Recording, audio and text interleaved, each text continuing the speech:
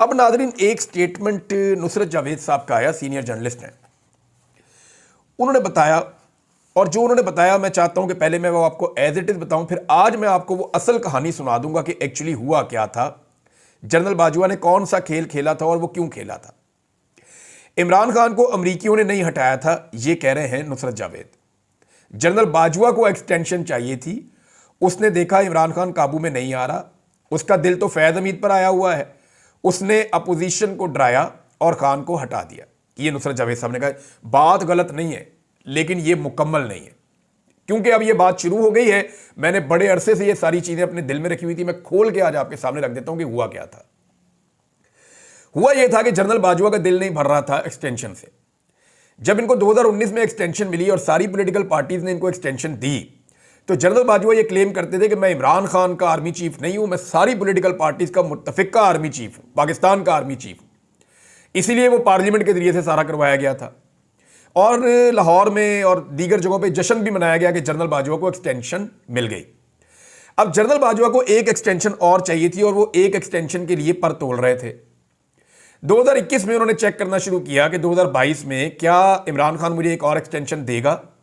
तो जनरल बाजवा के जो बहुत करीबी लोग थे पाकिस्तान तहरीके इंसाफ में, जो इमरान खान साहब के वुज़रा के अंदर भी शामिल थे, बाद में वो छोड़कर भी इमरान खान साहब को चले गए, उनसे जनरल बाजवा ने राब्ता किया और अंदाजा लगाने के लिए कहा कि जरा अंदाजा तो लगाएं कि मामला क्या है।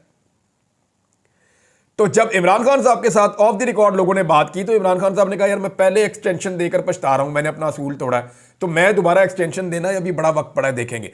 इमरान खान साहब ने नागवारी का इजहार किया इस सवाल के जवाब में। यह इंफॉर्मेशन जनरल बाजवा तक पहुंच गई कि इमरान खान मुझे जाती तौर पर एक्सटेंशन मजीद देने के हक में नहीं है। अच्छा, यह बात सिर्फ बाजवा साहब तक नहीं पहुंची, आसपास भी पहुंच गई, यानी जो मिलिट्री एस्टेब्लिशमेंट के हल्के हैं उनके अंदर भी चली गई। बाजवा साहब ने बेइज्जती महसूस की, उन्होंने कहा जी एक्सटेंशन तो मैंने लेनी है, अब इमरान खान नहीं होगा, एक्सटेंशन मैं ले लूंगा, मैं अपने बंदे लाके एक्सटेंशन ले लूंगा। वैसे भी उनके दिल के अंदर एक प्यार मोहब्बत तो था मियां नवाज शरीफ साहब के साथ, वो सब जानते हैं कि जनरल बाजवा और क्या ताल्लुक है नवाज शरीफ का और जनरल बाजवा के ससुर का और ख्वाजा आसिफ का, ये नेक्सस है क्या एक्चुअली, ये सबको पता है, कुछ छुपी हुई बात नहीं है। जनरल बाजवा ने 2 टारगेट सेट किए थे, इमरान खान को हटाकर दूसरी पार्टी लाकर उससे अपने लिए एक्सटेंशन लेने के लिए 2 टारगेट थे। नंबर 1, पाकिस्तान की पॉलिटिकल पार्टीज, उनको सबको राजी करना है कि इमरान खान की हुकूमत गिरा के आप आएं और आके मुझे एक्सटेंशन दें। नंबर 2, पाकिस्तान की मिलिट्री एस्टेब्लिशमेंट को राजी करना है, क्योंकि इमरान खान मिलिट्री एस्टेब्लिशमेंट के अंदर मकबूल थे। तो सबसे पहले तो फैज़ हमीद को हटाया गया और जनरल नदीम अंजुम साहब आ गए। अब हुआ यह कि मिलिट्री एस्टेब्लिशमेंट को कैसे समझाया जाए। मैंने आपको कई दिनों से एक बात कर रहा हूं कि पाकिस्तान की मिलिट्री एस्टेब्लिशमेंट का एक रिकॉर्ड बड़ा क्लियर है और हमेशा से क्लियर है कि वो कभी भी अमेरिका के खिलाफ नहीं जाते, जो अमेरिका कहता है वो वही करते हैं। तो मिलिट्री एस्टेब्लिशमेंट को कंट्रोल करने के लिए अमेरिका से एक दबाव दरकार था ताकि जनरल बाजवा के साथ सारे के सारे मिल जाएं। अब अमेरिका के अंदर लॉबिंग शुरू करवाई गई 2021 में सॉरी, ये लॉबिंग बहुत तेज हो गई और उसके लिए पैसा भी पाकिस्तान का खर्च हुआ। ये कहानी सारी अब सामने आ चुकी है, ढकी छुपी नहीं है, अखबारात में छप भी चुकी है। तो जनरल बाजवा साहब ने अमेरिका में लॉबिंग करवा के उनको बताया इमरान खान आपके लिए बहुत बुरा है, मैं आपके लिए बहुत अच्छा हूं, ये बाकी पॉलिटिकल पार्टीज बेहतर है आपके लिए, इमरान खान बहुत बुरा है। जो बाइडन पहले ही इमरान खान साहब से शख्सी तौर पर थोड़ा सा वो रखते थे बुग्स, तो वो फौरी तौर पे इनके ट्रैप में आए और जबरदस्त किस्म का एक वहां से साइफर आ गया। जनरल बाजवा साहब, अब देखिए इमरान खान साहब बार बार पूछते थे साइफर लिखा किसके नाम गया था कि इमरान खान को निकालो, किसके नाम था, यानी लिखा तो आपके वो साइफर तो एक्चुअली नोट्स होते हैं ना, एक्चुअली तो साइफर नोट्स होते हैं जो मीटिंग हो रही होती है, तो वो ऑर्डर किसके लिए था, एक्चुअली पाकिस्तान की एस्टेब्लिशमेंट के लिए था। तो जनरल बाजवा ने मिलिट्री एस्टेब्लिशमेंट को बताया कि जनाब ए हो गया रे, अमेरिका इमरान खान को अब बर्दाश्त नहीं कर रहा, इसको निकालना पड़ेगा। सियासतदानों को जनरल बाजवा ने डराया कि इमरान खान जो है ना वो जनरल फैज़ हमीद को ले आएगा और ये जितना आपके ऊपर जुल्म हुआ ना ये सारा जनरल फैज़ हमीद ने किया, मैं तो आपके साथ हूं। ये करके सियासतदानों को भी राजी कर लिया और फिर पाकिस्तान में रजीम चेंज ऑपरेशन करवा दिया। ये है जी सारा खेल। इस तरह जनरल बाजवा ने अमेरिका को भी इस्तेमाल किया और अमेरिका ने इमरान खान का रजीम तब्दील करवाया। वो इसके अंदर ना सिर्फ इन्वॉल्व हुए बल्कि उन्होंने बहुत सारी एफर्ट की। फिर उसके बाद जो सहाफ़ी शामिल हुए बहुत सारे आपके सियासतदान शामिल हुए, बंदे तोड़े गए, बहुत सारा पैसा इन्वॉल्व हुआ और इस तरह जनरल बाजवा ने रजीम चेंज करवा दिया।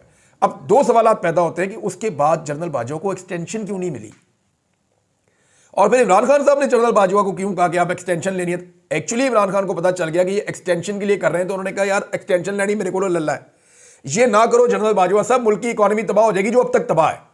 इमरान खान ने दुरुस्त कहा था कि अगर आप अभी छेड़ेंगे हुकूमत को, हमारी पॉलिसीज खराब हो जाएंगी, लोग इन पे एतबार नहीं करेंगे, मुल्क की इकोनॉमी बढ़ जाएगी, और वो बढ़ गई। वो अभी तक ठीक नहीं हो रही, सारे कोशिशें करके देख चुके हैं, यानी जो फौज ने भी एफर्ट डाली उसका भी कुछ नहीं बना, कोई कुछ नहीं कर सका इकोनॉमी को ठीक करने के लिए। इमरान खान ने ठीक कहा था, तो इससे बेहतर तो था जनरल बाजवा इमरान खान से एक्सटेंशन ले लेते, कम से कम ये तजुर्बा तो ना करते। अब हुआ यह कि दूसरा सवाल यह कि बाजवा साहब को एक्सटेंशन क्यों नहीं मिली, उसकी दो चीजें हुई थी। अब मैं आपके सामने वो फैक्ट रखने लगा हूं जो मुझे थोड़े दिन पहले पता चले थे। हुआ यह कि जनरल बाजवा ने एक्सटेंशन लेने के लिए मौजूदा हुकूमत के ऊपर दबाव डाला, जिसकी गवाही इरफान सिद्दीकी ने और नून लीग के कई लोगों ने दे दी है कि बाजवा साहब कहते थे एक्सटेंशन दो 2 साल की मुझे मजीद, लेकिन हुकूमत उन्हें कहती थी हम आपको 1 साल की एक्सटेंशन देंगे, 2 साल की नहीं देंगे। हुकूमत यह चाहती थी कि फैज हमीद समेत बहुत सारे जर्नैल रिटायर हो जाएं, जनरल बाजवा कंटिन्यू कर लें, 2023 में नए आने वाले बंदों में से हम एक बंदा चुन के अपना आर्मी चीफ लगा लेंगे, हमें सुकून हो जाएगा। लेकिन जनरल बाजवा 2 साल की एक्सटेंशन मांग रहे थे, इस पे झगड़ा हो रहा था। जनरल बाजवा ने मार्शल लॉ की धमकी भी लगाई कि मैं मार्शल लॉ लगा दूंगा अगर आपने मुझे एक्सटेंशन ना दी तो। उन्होंने कहा हुकूमत ने कि इमरान खान जीने नहीं देगा अगर आपको हमने एक्सटेंशन दी, हमारी तो सियासत बढ़ जाएगी, सारी अवाम आपके खिलाफ हुई है, हमें तो बूट पॉलिश के ताने मिल रहे हैं। तो फिर जनरल बाजवा ने क्या किया कि पंजाब के अंदर फ्री एंड फेयर इलेक्शन करवा दिया। वो जो 20 सीटों पे इलेक्शन हुआ था 17 जुलाई 2022 को, और उस बुनियाद पे इमरान खान साहब से मुलाकात करके कहा कि देखें मैंने फ्री एंड फेयर इलेक्शन करवाया, मैं बिल्कुल ऐसा free and fair election Pakistan में करवाना चाहता हूं, लेकिन ये इलेक्शन अभी नहीं हो सकता, उसके लिए मुझे एक एक्सटेंशन चाहिए, चंद महीने में मैं रिटायर हो रहा हूं, आप मुझे एक एक्सटेंशन दे दें। मुझे हुकूमत 1 साल की एक्सटेंशन दे रही है आपकी मर्जी के खिलाफ, अगर आपकी मर्जी शामिल हो जाए तो मैं 2 साल की एक्सटेंशन ले सकता हूं, मैं बड़े आराम से आपको फ्री एंड फेयर इलेक्शन करवा दूंगा, खान साहब आपकी मकबूलियत है, आप जीत जाएंगे, हमारे खिलाफ आप बयानियां बनाना बंद कर दें। इमरान खान साहब नहीं माने, उन्होंने कहा, जनरल बाजवा साहब ने यह भी धमकाया कि मेरे बाद जो आएगा ना, आप लोग जो है वो कानों को हाथ लगाएंगे और मुझे भूल जाएंगे। यह जनरल बाजवा ने एक नहीं कई जगह पे कहा। अब हुआ यह कि इमरान खान साहब माने नहीं और उन्होंने कहा जी 6 महीने बाजवा साहब आपको हम दे सकते हैं और आप इलेक्शन करवाएं और जाएं। अब 6 महीने की जब बात आई तो जनरल बाजवा को लगा कि 6 महीने की एक्सटेंशन क्या एक्सटेंशन है। अब वो हुकूमत को कह रहे हैं कि देखिए इमरान खान इतना तो मान गया है ना, उसने स्टेटमेंट तो दे दिया है, तो आप मुझे 2 साल की दे दें। हुकूमत के साथ उनकी ये मारधाड़ चल रही थी, इतने में शहीद अरशद शरीफ शहीद हो गए। यानी इसमें 2-3 चीजें ध्यान में रखिएगा। एक तो शहबाज गिल के ऊपर और आदम सवाती के ऊपर जुल्म और जबर के पहाड़ तोड़ दिए गए, लोगों को नंगा करने का सिलसिला शुरू हो गया, और यह सारा काम ISI पाकिस्तान की इंटेलिजेंस एजेंसी है उसके ऊपर इल्जाम लगता है कि वो कर रही थी।